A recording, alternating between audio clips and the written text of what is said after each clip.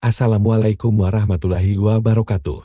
150 Hijriah atau 767 Masehi. Ada perbedaan, Imam Syafi'i. Imam Syafi'i merupakan seorang mufti besar umat Islam yang juga pendiri dari mazhab Syafi'i. Ia masih kerabat Rasulullah, dari Bani Muthalib atau keturunan Al-Muthalib, saudara dari Hashim yang merupakan kakek Nabi Muhammad Saul. Sebelum menjadi ahli fikih besar, Imam Syafi'i pergi ke Madinah untuk berguru kepada Imam Malik, pendiri mazhab Malikiyah. Imam Syafi'i mengembangkan mazhabnya pada awal abad ke-9, yang kemudian populer di beberapa negara di dunia, termasuk Indonesia.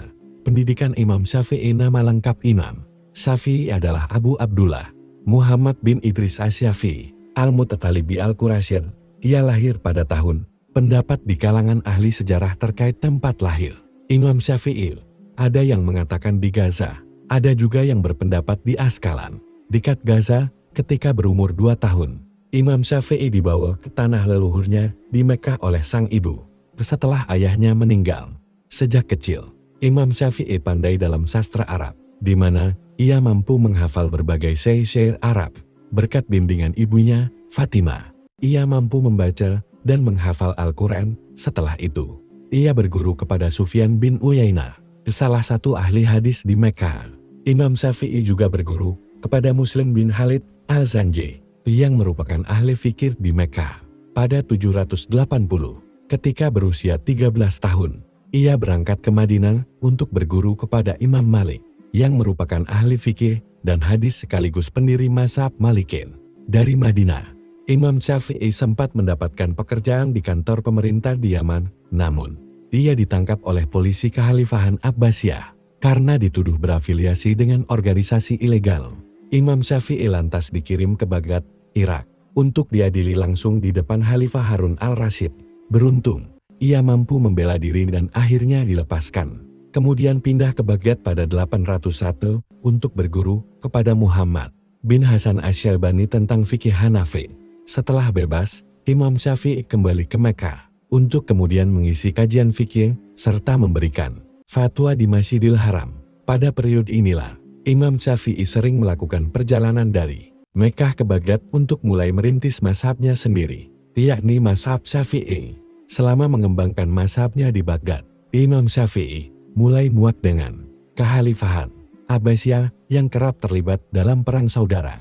Di saat yang sama, ia mulai menyusun kitab dalam bidang usul fikih yang berjudul Al-Risalah. Selain itu, ia juga mengarang kitab di bidang fikih yang berjudul Al-Hujjah, atau yang dikenal dengan mazhab Qadim, karena tidak mau lagi berurusan dengan Kekhalifahan Abbasiyah. Pada 816, Imam Syafi'i meninggalkan Baghdad menuju Mesir.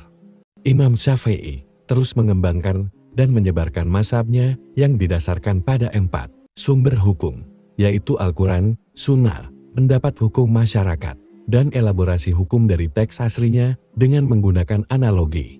Murid Imam Syafi'i Ahmad bin Hanbal, Al-Hasan bin Muhammad As-Safarani, Ishaq bin Rahawi, Harmalah bin Yahya, Sulaiman bin Daud Al-Hashimi, Abu Tsaur Ibrahim bin Khalid Al-Kalbi wafat di Mesir. Imam Syafi'i diketahui mempunyai beberapa murid, seperti Abu Yaqub Al-Buaiti, Ismail Al-Muzani, dan Rabi Al-Muradi. Imam Syafi'i juga banyak merevisi fatwanya dengan yang baru atau lebih dikenal dengan mazhab jadid. Fatwa revisinya tersebut dicantumkan dalam kitab Imam Syafi'i yang berjudul Seiring berjalannya waktu, mazhab Syafi'i menyebar dari Mesir kemudian populer di kalangan ulama Islam Sunni. Imam Syafi'i menghabiskan sisa hidupnya di Mesir hingga meninggal pada 204 jam atau 821 meter.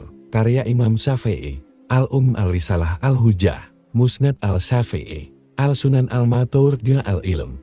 Sekian dan terima kasih atas kunjungan Anda, semoga bermanfaat dan menambah wawasan Anda. Wassalamualaikum warahmatullahi wabarakatuh.